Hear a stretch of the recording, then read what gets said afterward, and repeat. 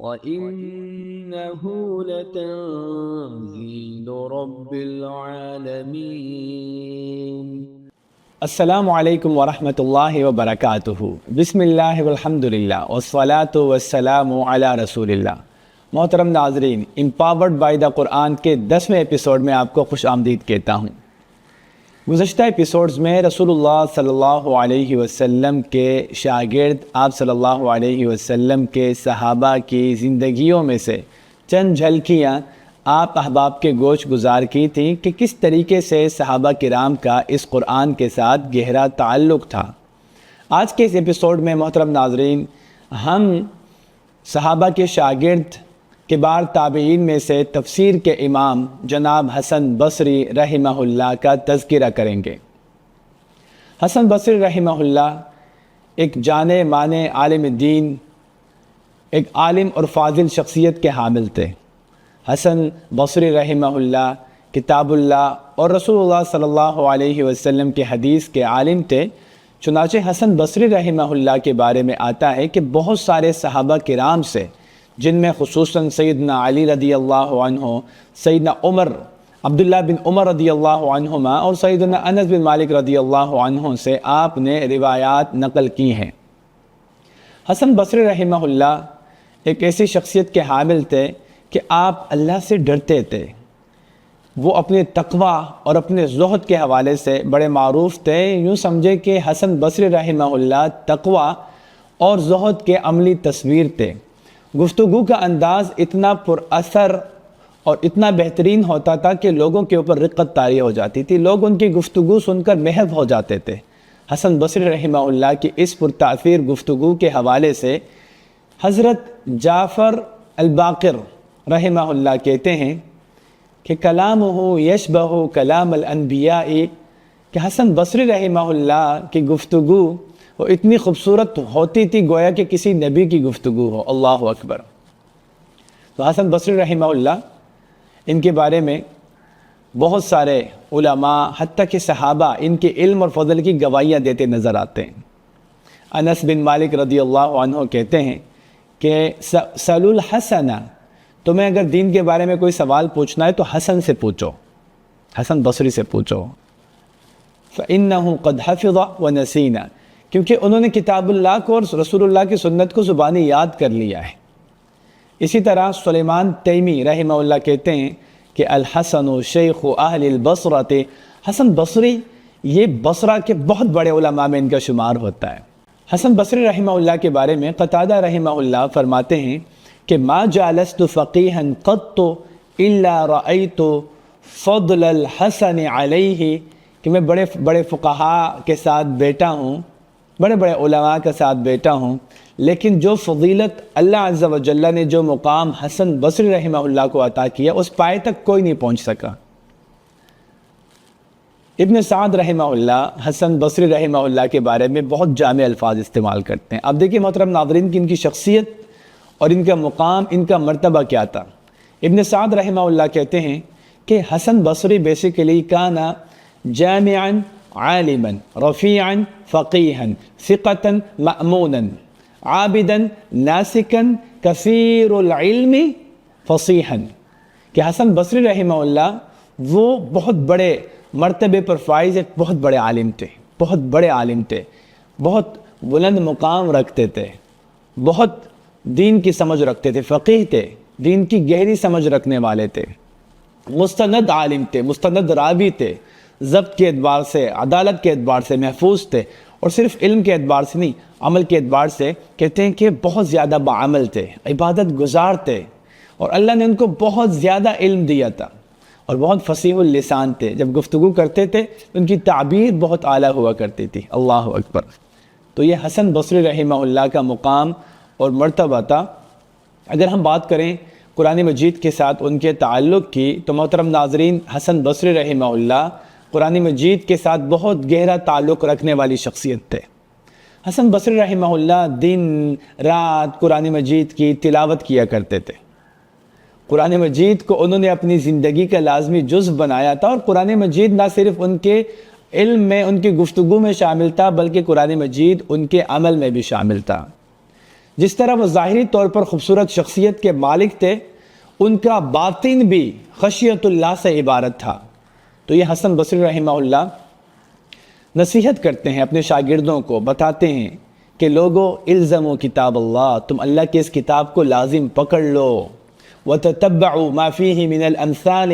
اور اس کتاب میں جس طرح کی مثالیں بیان کی گئی ہیں ان پر غور و فکر کرو، ان کی پیروی کرو۔ پھر فرماتے ہیں کہ رحم اللہ عبدا عرض نفسہ وعملہ علی القرآن، اس شخص پر اللہ رحم فرمائے کہ جو اپنے آپ کو اور اپنے عمل کو قرآن پر پیش کرتا ہے، اس کے بعد اس کے عمل کا جو حصہ قرآن مجید سے موافقت رکھتا ہے، فحمدہ، وہ اللہ کا شکر ادا کرتا ہے اور دعا کرتا ہے کہ اللہ اس کی اس موافقت میں برکت دے، اضافہ کرے۔ پس اگر وہ کبھی اپنے عمل کے کسی حصے میں اپنے آپ کو دیکھتا ہے کہ وہ غلطی پر ہے، کوتاہی دیکھتا ہے اپنے اندر، اپنے عمل کے جس حصے کو قرآن مجید کے خلاف دیکھ رہا ہوتا ہے، تو رجوع کرتا ہے، عاتب نفسہ، اپنے آپ کو ملامت کرتا ہے، توبہ کرتا ہے اور پھر اللہ کی طرف لوٹتا ہے۔ حسن بصری رحمہ اللہ فرماتے ہیں کہ اگر جو شخص یہ چاہتا ہے کہ وہ اپنے آپ کو پہچانے کہ وہ کہاں کھڑا ہے، تو کیا کرے؟ فَلْيَعْرِضْ نَفْسَهُ عَلَى الْقُرْآنِ، اپنے آپ کو قرآن پر پیش کرتے ہیں۔ قرآن طے کرے گا کہ اس کی جو پرسنالٹی ہے، اس کی جو شخصیت ہے، یہ کس درجے کی ہے، کیونکہ رسول اللہ صلی اللہ علیہ وسلم کا اخلاق بھی قرآن مجید تھا، مومنین کا اخلاق بھی قرآن مجید جیسا ہونا چاہیے۔ تو حسن بصری رحمہ اللہ نے اس کو میزان بنایا ہوا تھا کہ اگر کوئی شخص یہ چاہتا ہے کہ اپنی پرسنالٹی کو وہ جانچے کہاں کھڑا ہے، کس طرح کے کردار کا مالک ہے، تو قرآن کے مطابق اپنے آپ کو پیش کرے۔ دیکھیے قرآن مجید کیا جواب دیتا ہے، اس کو 100 میں سے کتنے مارکس ملتے ہیں پرسنالٹی کے حوالے سے، تزکیہ کے حوالے سے۔ تو حسن بصری رحمہ اللہ چونکہ قرآن مجید کے ساتھ ایک گہرا تعلق رکھتے تھے، تو ان کے اقوال اس حوالے سے، تزکیہ کے حوالے سے، دنیا سے بے رغبتی کے حوالے سے، تعلق بالقرآن کے حوالے سے بڑے مشہور ہوئے، اور ان کے اقوال کی بڑی اہمیت ہے۔ اس لیے حسن بصری رحمہ اللہ فرماتے ہیں کہ لوگوں، تم لوگوں نے قرآن مجید کو مراحل میں تقسیم کر دیا ہے، تم نے رات کو ایک سواری بنا دیا ہے جس کے اوپر سوار ہو کے ان مراحل کو طے کرتے ہو، جبکہ تم سے پہلے جو لوگ تھے وہ اس قرآن کو اللہ کا ایک پیغام سمجھتے تھے، وہ رات میں اس قرآن مجید کو پڑھتے تھے، اس پر تدبر کرتے تھے، اور دن کو جو کچھ سمجھا ہوتا تھا اس کو عمل میں لانے کی کوشش کرتے تھے۔ پھر کہتے ہیں کہ یہ وہ جو اللہ کی کتاب ہے نا، یہ قرآن، اس کو تو غلام اور بچے بھی جب پڑھتے ہیں تو اس پر عمل کرتے ہیں جتنا ان کو سمجھ میں آتا ہے، گرچہ وہ علم کے اعتبار سے اتنے پختہ نہیں ہوتے، گرچہ وہ ان باریکیوں میں نہیں جاتے،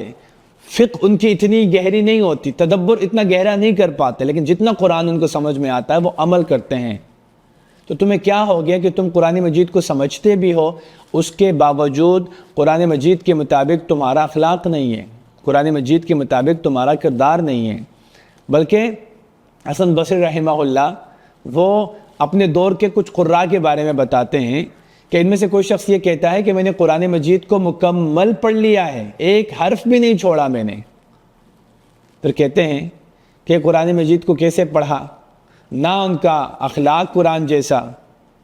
نہ ان کا کردار اور مزاج قرآن جیسا۔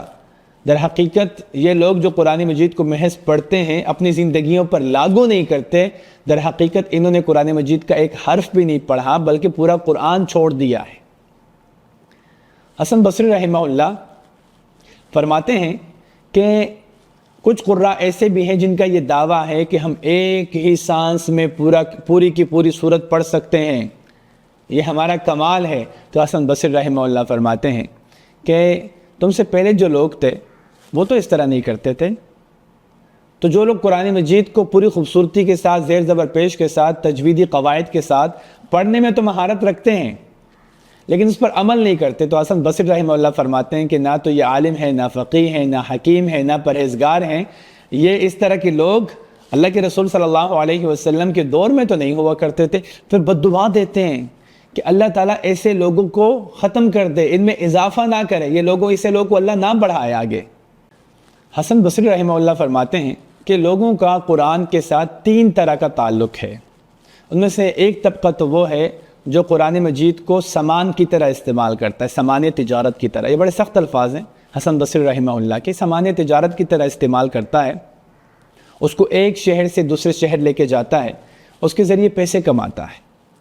اور ایک طبقہ وہ ہے کہ جو قرآن مجید کو پوری خوبصورتی کے ساتھ پڑھنے پر قادر ہے، قرآن مجید کے ایک ایک حرف کی، ایک ایک مخرج کی پوری خوبصورتی کے ساتھ، شد و مد کے ساتھ وہ ادائیگی میں ید طولہ رکھتے ہیں، ایکسپرٹس ہیں۔ لیکن یہ وہ لوگ ہیں کہ جو قرآن مجید کو اپنے اخلاق میں شامل نہیں کرتے۔ اور ایک تیسرا طبقہ ہے کہ جو قرآن مجید کو پوری رات پڑھتے ہیں، دن میں اس قرآن کو اپنا رہنما بناتے ہیں، اپنی خواہشات کا گلا گونڈتے ہیں، یہ اللہ کی عبادت میں اپنے کپڑے پرانے کرتے ہیں۔ یاد رکھو یہ تیسرا جو طبقہ ہے، اللہ ان کی وجہ سے جنگوں میں مسلمانوں کو غلبہ عطا کرتا ہے۔ تیسرا جو طبقہ ہے، اللہ ان کی وجہ سے بارشیں برساتا ہے۔ مسلمانوں کے مسائل اللہ عز و جل ان لوگوں کی وجہ سے حل کرتا ہے جو قرآن مجید کے ساتھ اس طرح کا مضبوط تعلق رکھتے ہیں کہ قرآن مجید کو صرف لطف لینے کے لیے نہیں پڑھتے، بلکہ قرآن مجید کو اپنی زندگیوں پر لاگو کرنے کے لیے قرآن مجید کو پڑھتے ہیں۔ تو حسن بصری رحمہ اللہ، اگر ہم ان کے دیگر اقوال کے بارے میں جانیں تو حسن بصری رحمہ اللہ اخلاص کی بہت تاکید کیا کرتے تھے۔ حسن بصری رحمہ اللہ فرماتے ہیں کہ اگر تم میں سے کوئی شخص قرآن مجید کو انکا اذا قرأت القرآن ثم آمنت به لا يطولن في الدنيا حزنك ولا يشتدن في الدنيا خوفك ولا يكثرن في الدنيا بكاؤك، کہ لوگ اگر تم قرآن مجید کو پورے اخلاص کے ساتھ پڑھنا شروع کر دو، اس پر ایمان لے آؤ، تو کیا ہوگا؟ تو ہوگا یہ کہ دنیا تمہیں غم دینا شروع کر دیں گی، کیونکہ جب ایک شعور آتا ہے نا، قرآن کا شعور آتا ہے، آگہی ملتی ہے انسان کی، تو ایک انسان کو جب آگہی ملتی ہے تو پھر وہ دنیا میں پریشان ہونا شروع ہو جاتا ہے، تمہارا دل نہیں لگے گا، یہ دنیا تمہیں غمگین کر دے گی بہت زیادہ، اور تمہارا خوف شدت پکڑ لے گا، دنیا کے فتنے میں پڑنے کا خوف، قبر کے عذاب کا خوف، آخرت کے مراحل اور منازل کا خوف، جہنم کا خوف، یہ خوف تمہیں بہت سختی کے ساتھ دبوچ لے گا۔ اور آخری بات کہ تمہارا رونا بڑھ جائے گا۔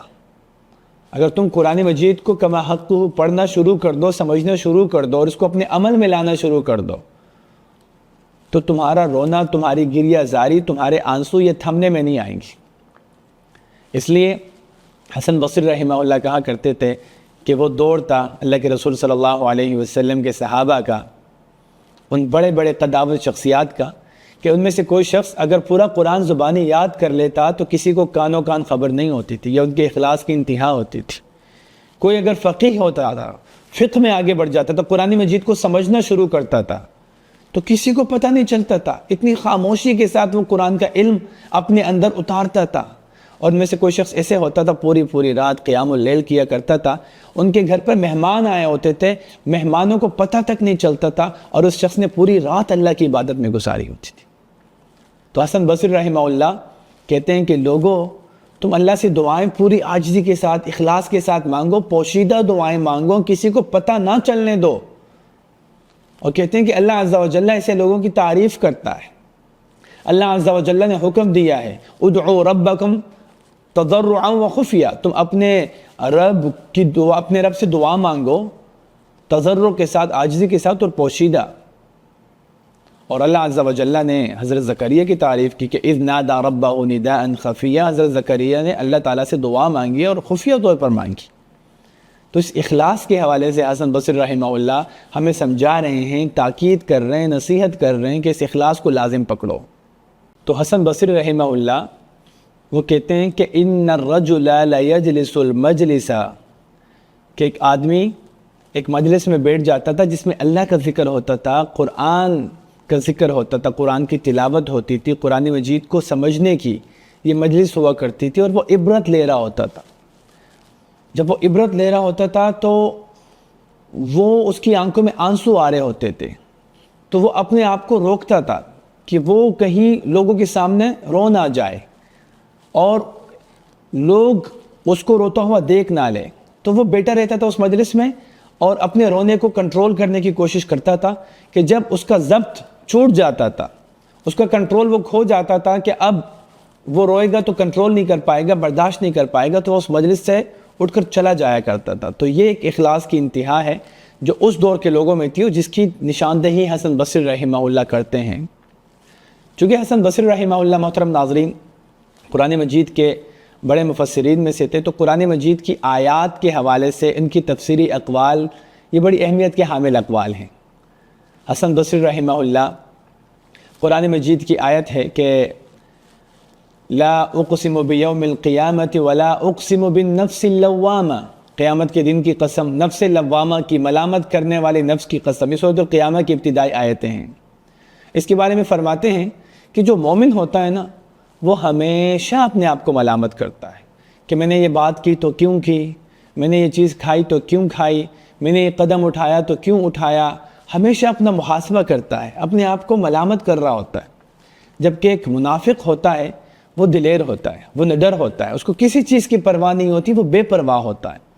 اسی طرح حسن بصری رحمہ اللہ فرماتے ہیں کہ لوگوں ایمان تو وہ ہوتا ہے جو بن دیکھے اللہ کے اوپر ایمان لایا جائے, اللہ سے ڈرا جائے, اللہ سے اس طرح ڈرا جائے جس طرح اللہ تعالیٰ سے ڈرنے کا حق ہے. یعنی ایک شخص اللہ سے ڈرتے ہوئے ان تمام کاموں کو ترک کر دے جن کاموں سے اللہ نے روکا ہے, اور وہ تمام مرغوب چیزیں جو اللہ کی نظر میں مرغوب ہیں اس کی رغبت کرتا ہے. پھر وہ کہتے ہیں کہ اصل علم تو ہے ہی ان لوگوں کے پاس کہ جو اللہ کی خشیت رکھتے ہیں, اور اس آیت کو کوٹ کرتے ہیں کہ انما یخشی اللہ من عبادہ العلماء, اللہ تعالیٰ سے تو یقیناً ڈرنے والے لوگ صرف وہی ہیں جو علم رکھتے ہیں. اسی طرح حسن بصری رحمہ اللہ قرآن مجید کی آیت پڑھتے ہیں اور پھر اس کے بارے میں بات کرتے ہیں کہ فَأَمَّا مَنْ أُوتِيَ كِتَابَهُ بِيَمِينِهِ فَيَقُولُ هَاؤُمُ اقْرَءُوا كِتَابِيَهْ إِنِّي ظَنَنْتُ أَنِّي مُلَاقٍ حِسَابِيَهْ, کہ قیامت کے دن جن لوگوں کو دائیں ہاتھ میں نامہ اعمال پکڑایا جائے گا تو وہ خوش ہو جائیں گے اور خوشی سے چلا اٹھیں گے اور کہیں گے لوگو ہمارا رزلٹ چیک کرو, دیکھو ہمارا نامہ اعمال, ہمارے لیے جنت اللہ نے لکھ دی ہے. ہاں اقرؤوا کتابیہ, اور یہ اس لیے ہوا انی ظننت, کیونکہ مجھے یقین تھا کہ انی ملاق حسابیہ, کہ حساب کتاب کا ایک دن آنا ہے, مجھے اس کا آمنا سامنا کرنا پڑے گا. تو اس آیت کو پڑھنے کے بعد حسن بصری رحمہ اللہ کہتے ہیں کہ ان المؤمن احسن الظن بربہ فاحسن العمل, ایک مومن جس کو اپنے رب پر بہت اچھا گمان ہوتا ہے, اپنے اللہ سے بہت اچھی امید ہوتی ہے, تو وہ پھر اچھے اعمال کرتا ہے. اور جو منافق ہوتا ہے نا, ان المنافق اساء الظن فاساء العمل, اس کو اللہ پر اچھا گمان نہیں ہوتا, اس لیے وہ اچھے اعمال نہیں کرتا. اسی طرح حسن بصری رحمہ اللہ قرآن مجید کی یہ آیت پڑھتے ہیں کہ ان اللہ یأمر